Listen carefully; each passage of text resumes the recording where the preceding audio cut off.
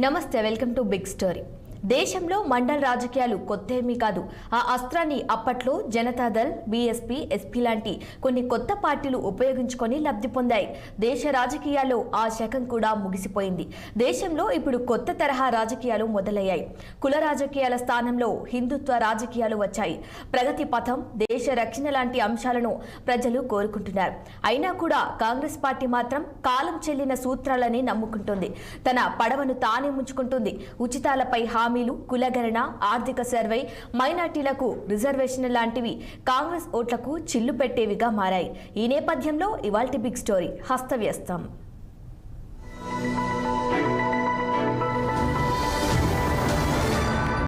కాంగ్రెస్ పార్టీని మరెవరూ ఓడించలేరు. ఆ పార్టీని ఓడించేది ఆ పార్టీనే అనేది ఎన్నో దశాబ్దాలుగా వాడుకలో ఉన్న సూక్తి. ఈ దఫా కూడా అది నిజమవుతున్న సూచనలు కనిపిస్తున్నాయి. కళ్లకు గంతలు కట్టుకున్న కాంగ్రెస్ నేతలు చివరకు ప్రజల కళ్లకు కూడా గంతలు కడదామని చూస్తున్నారు. అందుకే వాస్తవిక సమస్యల నుంచి పక్కకు వెళ్లి కులగణన, ఆర్థిక సర్వే లాంటి చిత్ర విచిత్ర అంశాలను తెరపైకి తీసుకువస్తున్నారు. ఈ అంశంపై బ్రిటన్కు చెందిన గార్డియన్ లాంటి పత్రికలు కూడా గత సెప్టెంబర్లోనే కాంగ్రెస్ ను తీవ్ర స్థాయిలో హెచ్చరించాయి. గత ఏడాది సెప్టెంబర్ 24న గార్డియన్ పత్రిక ప్రచురించిన ఓ కథనం కాంగ్రెస్ దుస్థితికి అద్దం పడుతోంది.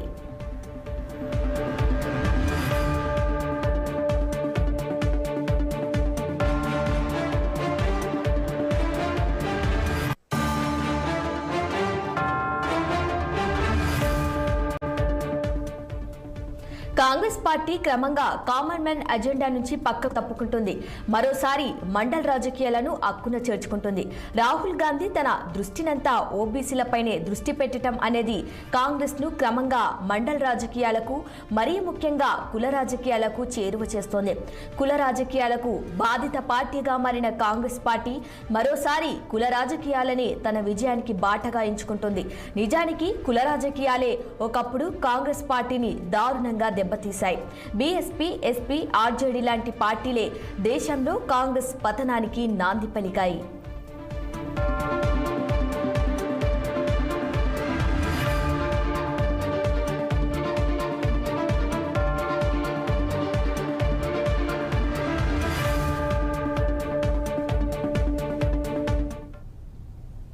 మండల్ కమిషన్ తో వచ్చిన కుల రాజకీయాలకే కాంగ్రెస్ తీవ్రంగా గాయపడింది. అలాంటి పార్టీ ఇప్పుడు తానే స్వయంగా మండల్ రాజకీయాలను తెరపైకి తెస్తుంది. దేశంలో పలు రాష్ట్రాల్లో ఇప్పుడు కాంగ్రెస్ పార్టీ తుడిచిపెట్టుకుపోతుంది. 3-4 రాష్ట్రాల్లోనే ఉనికి కలిగి ఉంది. కుల రాజకీయాలను ఆలంబన చేసుకున్న ప్రాంతీయ పార్టీలు కాంగ్రెస్ ఉనికిని నామమాత్రం చేశాయి. ఓబీసీ రిజర్వేషన్లను సూచించిన మండల్ కమిషన్ నివేదికను అమలు చేయటం దేశాన్ని ఒకప్పుడు ఉక్కిరిబిక్కిరి చేసింది.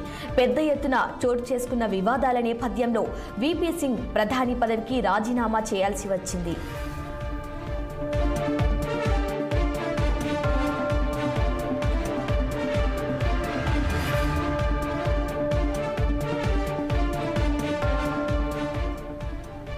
మండల్ రాజకీయాల ఆవిర్భావాన్ని పరిశీలిస్తే దేశంలోని మొట్టమొదటి కాంగ్రెసేతర ప్రధాని అయిన మొరార్జీ దేశాయ్ 1979లో వీపీ మండల్ సారథ్యంలో మండల్ కమిషన్ను ఏర్పాటు చేశారు.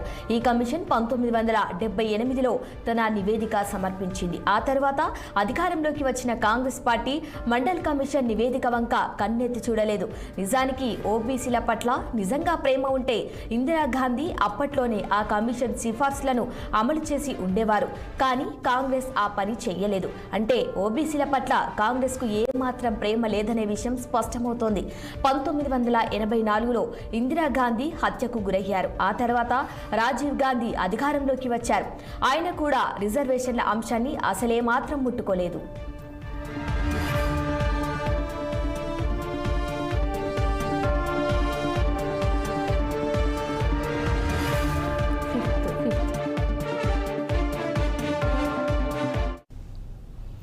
కాంగ్రెస్ కాంగ్రెస్ పార్టీకే చెందిన వీపీ సింగ్ అప్పట్లో బోఫోర్స్ కుంభకోణంలో జరిగిన అవినీతికి రాజీవ్ గాంధీని తప్పుబట్టారు. ఆ పార్టీ నుంచి బయటకు వచ్చారు. కాంగ్రెస్ వ్యతిరేక శక్తులను కూడగట్టి జాతీయ స్థాయిలో సంకీర్ణ ప్రభుత్వాన్ని ఏర్పాటు చేశారు. 1989లో జరిగిన ఎన్నికల్లో కాంగ్రెస్ ఓడిపోయింది. అప్పట్లోనే వీపీ సింగ్ జనతా దళ్ను ఏర్పాటు చేశారు. ఆ తర్వాత ఆయన బీజేపీ మద్దతుతో నేషనల్ ఫ్రంట్ నుంచి ప్రధాని కూడా అయ్యారు. వీపీ సింగ్ మండల్ కమిషన్ సిఫార్సులను అమలు చేశారు. ఓబీసీలకు 27% రిజర్వేషన్లు కేటాయించారు. ఆ తరువాత జనతా దళ్ ముక్క చెక్కలైంది. ప్రాంతీయ పార్టీలు కుల రాజకీయాలతో బలపడ్డాయి. అయినా కూడా బీజేపీ దేశ రాజకీయాలను హిందుత్వ దిశగా తీసుకెళ్లటంలో విజయం సాధించింది. నేటికి ఆ పార్టీ దేశంలో అధికారంలో కొనసాగుతుంది.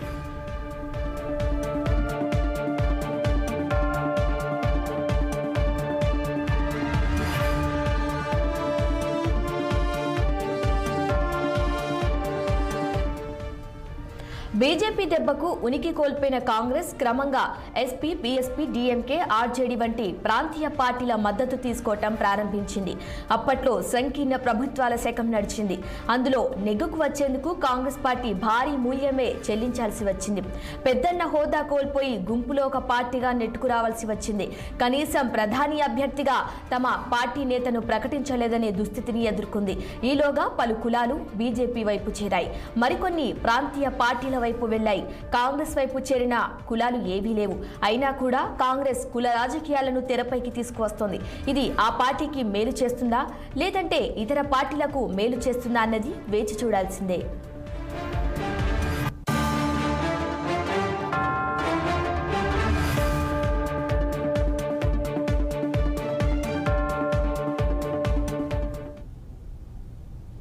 కూటమి పొత్తుల కారణంగానే కాంగ్రెస్ పార్టీ 2014లో భారీ ఓటమి చవిచూడాల్సి వచ్చింది. కాంగ్రెస్ పార్టీ అంత ఘోరంగా ఓడిపోతుందని ఎవరూ ఊహించలేకపోయారు. యూపీఏ సంకీర్ణంలోని ప్రాంతీయ పార్టీల అవినీతి వ్యవహారాలకు కాంగ్రెస్ బలి కావాల్సి వచ్చింది. ఫలితంగా బీజేపీ ఘన విజయం సాధించింది.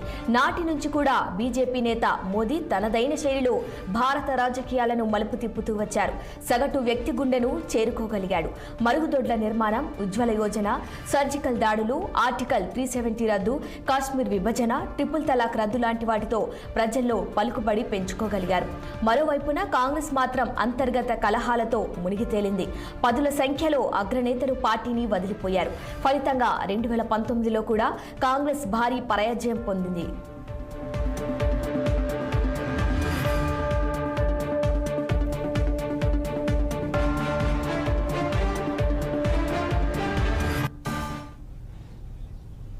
అప్పటికే పతనావస్థకు చేరుకున్న పార్టీని రాహుల్ గాంధీ హైకమాండ్ పేరిట మరింతగా భ్రష్టు పట్టించడం మొదలుపెట్టారు.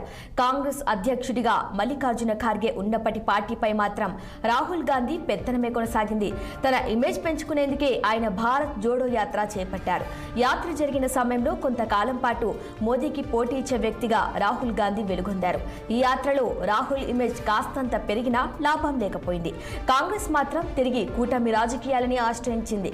సంకీర్ణ రాజకీయాల వైపు తన దృష్టిని మళ్లించగా ఫలితంగా ముందెన్నడూ లేని అత్యంత తక్కువ స్థానాల్లో పోటీ చేయాల్సి వచ్చింది. 100 స్థానాల్లో నెగ్గినా చాలనుకునే పరిస్థితి ఏర్పడింది. అంటే ముందుగానే ఓటమిని అంగీకరించిన పరిస్థితిలోకి కాంగ్రెస్ వచ్చేసింది. మరి అలాంటి పార్టీ విజయంపై అంతులేని ధీమాతో ఉన్న బీజేపీని ఎలా ఎదుర్కోగలుగుతుంది?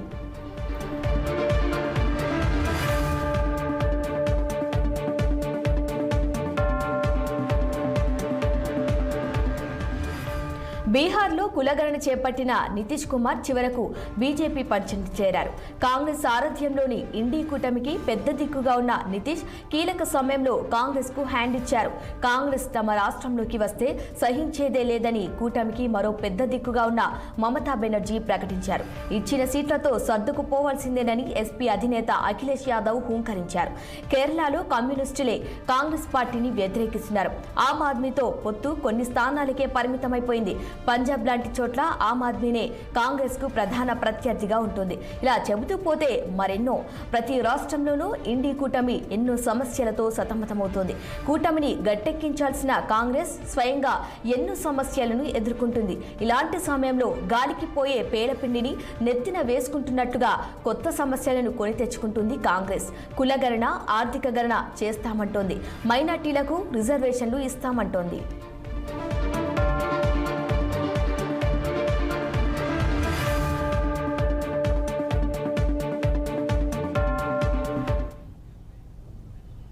కర్ణాటక, తెలంగాణలో ఉచిత హామీలు విజయం అందించిన కొత్త సమస్యలు తీసుకొచ్చాయి. వాటిని అమలు చేయకపోతే ప్రజల్లో వ్యతిరేకత రావటం ఖాయం.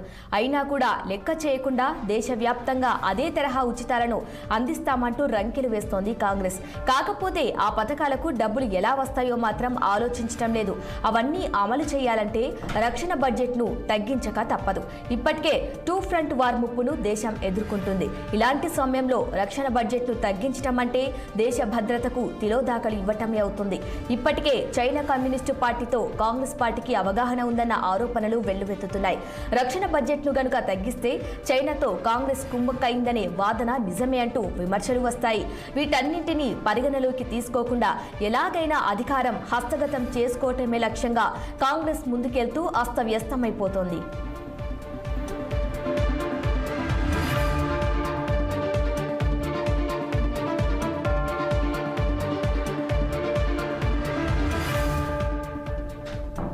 కాంగ్రెస్ ను కుల రాజకీయాలైనా గట్టెక్కిస్తాయనుకుంటే అది లేదు. కుల రాజకీయాలపై ఆధారపడిన పార్టీలన్నీ ఆయా రాష్ట్రాలకే పరిమితమైపోయాయి. పైగా ఒక్కో రాష్ట్రంలో ఒక్కో రకమైన కుల రాజకీయం. మండల్ రాజకీయాలు కూడా బీహార్, యూపీ లాంటి కొన్ని రాష్ట్రాల్లో మాత్రమే విజయవంతమయ్యాయి. దాన్ని దృష్టిలో పెట్టుకోకుండా దేశమంతటా ఒకే విధమైన కుల రాజకీయం చేసేందుకు కాంగ్రెస్ ప్రయత్నిస్తోంది. అన్ని పార్టీలు కుల రాజకీయాలు చేయటం సాధారణమైపోయింది. కాకపోతే అవన్నీ ఏ రాష్ట్రానికి ఆ రాష్ట్రం అన్నట్టుగా జరుగుతున్నాయి. బీజేపీ సైతం కుల రాజకీయాలను చేస్తోంది. కాకపోతే ఒక్కో రాష్ట్రంలో ఒక్కో విధంగా కుల రాజకీయం చేస్తోంది. అది కూడా తెర వెనుక చాప కింద నీరులా చేస్తుంది. అంతే తప్ప పిడుక్కి బియ్యం ఒకే మంత్రం అన్న ధోరణిలో మాత్రం వ్యవహరించడం లేదు. మరెన్నో ప్రాంతీయ పార్టీలు సైతం ఎక్కడికక్కడే కుల రాజకీయాలు చేస్తున్నాయి తప్పితే గుంపగుత్తగా కుల రాజకీయం చేయటం లేదు. కాంగ్రెస్ పార్టీ మాత్రం ఈ విషయాన్ని గమనించలేకపోతుంది. జాతీయ స్థాయిలో కుల రాజకీయం అస్త్రాన్ని ప్రయోగించేందుకు ప్రయత్నిస్తోంది.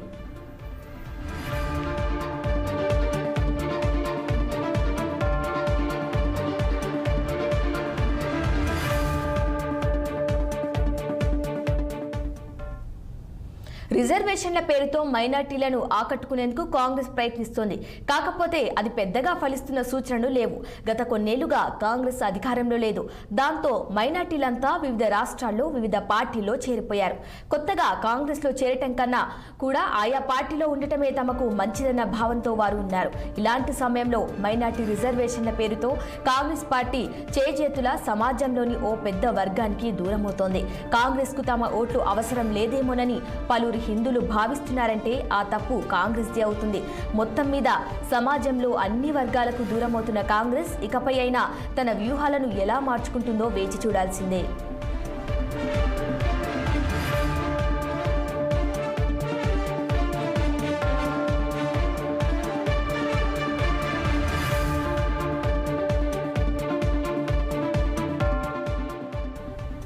దేశంలో ఒక్కో కాలంలో ఒక్కో పార్టీ హవా నడిచింది. 1970ల దాకా కాంగ్రెస్ పార్టీ ఆధిక్యం నడిచింది. ఆ తర్వాత సంకీర్ణ ప్రభుత్వాల శకం నడిచింది. ప్రస్తుతం బీజేపీ ఆధిక్య రాజకీయాలు నడుస్తున్నాయి. ఇలాంటి సమయంలో కాంగ్రెస్ పార్టీ పొత్తు రాజకీయాలను తెరపైకి తీసుకువచ్చింది. కాంగ్రెస్ అనుసరించిన పొత్తు రాజకీయాలతో ప్రాంతీయ పార్టీలే లాభపడ్డాయి. ఎక్కువగా నష్టపోయింది కాంగ్రెస్ పార్టీనే. ఒక్కో రాష్ట్రంలో అది తన కేడర్ను ఇతర పార్టీలకు సమర్పించుకోవాల్సి వచ్చింది.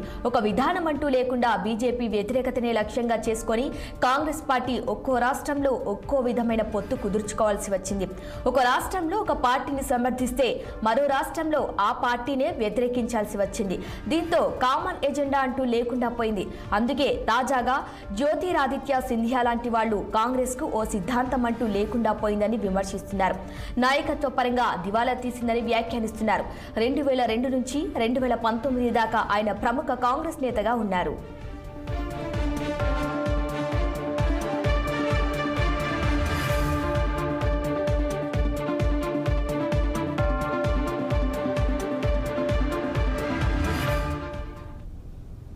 కాంగ్రెస్ పార్టీ 1991-96 మధ్యకాలంలో కేంద్రంలో అధికారంలో ఉంది. సరళీకృత ఆర్థిక విధానాలు, ప్రపంచీకరణ విధానాలను అనుసరించింది. ఈ విధానాలతో మధ్యతరగతి వర్గం తమ వైపు రాగలదని అది ఆశించింది. కానీ మధ్యతరగతి వర్గం కాంగ్రెస్ వైపు మొగ్గు చూపలేకపోయింది. ఈ నేపథ్యంలోనే కాంగ్రెస్ పార్టీ ఆమ్ ఆద్మీ దిశగా తన ఆలోచనను మార్చుకుంది. ఈ నినాదంతో కులం, ఆర్థిక అంతరం లాంటి వాటిని అధిగమించేందుకు ప్రయత్నించింది. సాధారణ ప్రజలకు చేరువయ్యేందుకు కృషి చేసింది. ఈ సమయంలోనే ముస్లింలను ఆకట్టుకునేలా ప్రయత్నాలు చేసింది. అప్పట్లో వచ్చిన హిందుత్వ భావనలు కాంగ్రెస్ పార్టీని అయోమయానికి గురి చేశాయి. ఇవన్నీ కాంగ్రెస్ ను మరింతగా ఆత్మరక్షణలో పడేలా చేశాయి. ఈ దశలోనే రాహుల్ గాంధీ కాంగ్రెస్ పార్టీకి దిశానిర్దేశం చేసే ప్రయత్నం చేశారు. ఒక సమయంలో ఆలయాల చుట్టూ తిరుగుతూ సాఫ్ట్ హిందూ వైపు వచ్చే ప్రయత్నం కూడా చేశారు. తమ పార్టీ కేవలం ముస్లింల గురించి మాత్రమే మాట్లాడే పార్టీ కాదని చెప్పేందుకు ప్రయత్నించారు. అందులో భాగంగానే కులాల జెండా ఎత్తుకున్నారు.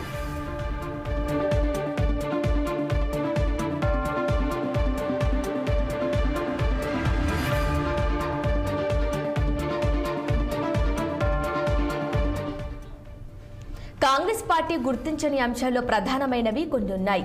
1990ల తర్వాత భారత రాజకీయాల్లో పెను మార్పు చోటు చేసుకుంది. కులం గాని ఆర్థిక వర్గం గాని ప్రజలను ఒకటి చేయలేకపోతున్నాయి. ఎవరు అంగీకరించినా అంగీకరించకపోయినా మతం కీలకంగా మారింది. అది మాత్రమే వారిని ఒకటిగా చేస్తుంది. మరోవైపున కులం ఆర్థికం ఈ రెండింటినీ సమ్మేళనం కూడా సరిగ్గా ఉండటం లేదు. కులం గురించి మాత్రమే ఆలోచించేవారు ఆర్థిక అంశాలను పట్టించుకోకపోవచ్చు. ఆర్థిక అంశాలను మాత్రమే పట్టించుకునేవారు కులం గురించి ఆలోచించకపోవచ్చు. దళితులు, ఆదివాసీలు, ముస్లింల పార్టీగా మాత్రమే కాంగ్రెస్ ఉండలేదు. కులాలను కూడా చేర్చుకోవాల్సి ఉంటుంది. మతం గురించి కూడా పట్టించుకోవాల్సి ఉంటుంది. పేదలు, మైనార్టీలు కూడా ఉండే అతిపెద్ద ఓటు బ్యాంకును నిర్మించుకోవాల్సి ఉంటుంది.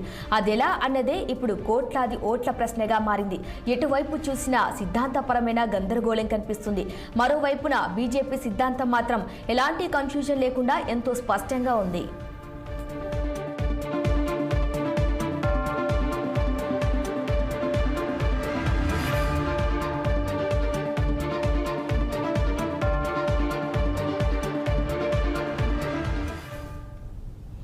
కాంగ్రెస్ పార్టీకి ఉన్న మరో ముఖ్యమైన సమస్య నాయకత్వం. ఎలాంటి జవాబుదారీతనం లేకుండానే పార్టీపై నెహ్రూ కుటుంబ సభ్యుల పెత్తనం కొనసాగుతుంది. నెహ్రూ కుటుంబ సభ్యులు కాకుండా నాయకులెవరు అంటే సమాధానం లేని పరిస్థితి. దేన్నైనా మోదీ సాధ్యం చేయగలరు అనే నమ్మకాన్ని బీజేపీ ప్రజల్లో కలిగించింది. అదే సమయంలో బీజేపీలో ద్వితీయ శ్రేణి నాయకత్వం కూడా పటిష్టంగా ఉంది. అలాంటి నమ్మకమైన నాయకత్వాన్ని కాంగ్రెస్ ప్రజలకు చూపెట్టలేకపోతుంది. కాంగ్రెస్ నేత రాహుల్ ప్రతిపాదించిన ఆర్థిక గణన అంశాన్ని ఆస్తుల పునః పంపిణీ బీజేపీ ప్రచారం చేసిన తీరు కాంగ్రెస్ నడ్డి విరిచింది. మధ్యతరగతి వారిలో భయాందోళన రేకెత్తించింది. మీ మంగళ సూత్రాలను కూడా తీసుకుంటున్నారట అని మోదీ అన్నప్పుడు మహిళల కళ్లల్లో కనిపించిన ఆందోళన కాంగ్రెస్ పట్ల వారి వ్యతిరేకతను రెట్టింపు చేసింది.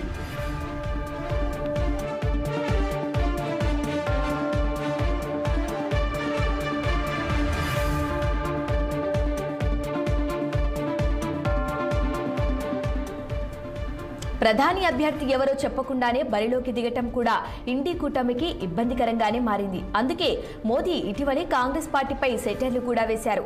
ఇండి కూటమి ఓ కొత్త ఫార్ములా రూపొందించుకుందని, పార్టీ నుంచి ఒకరు ఒక ఏడాది పాటు ప్రధానిగా ఉంటారని జోక్ చేశారు. ఇలాంటి జోక్లను తట్టుకోవటం అంత సులభమేం కాదు.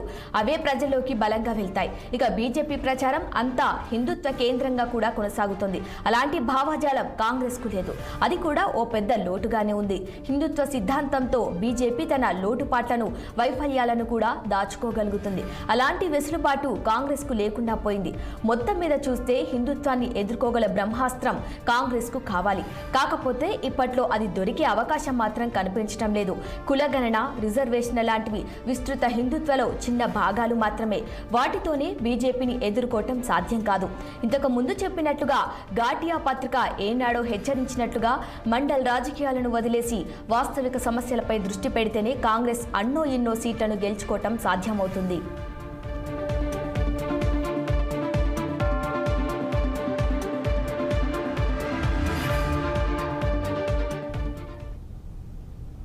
ఇది ఇవాల్టి బిగ్ స్టోరీ. మరో ఎపిసోడ్లో మళ్ళీ కలుద్దాం. Keep watching 6 TV. సామాన్యుడి ఆరో ప్రాణం.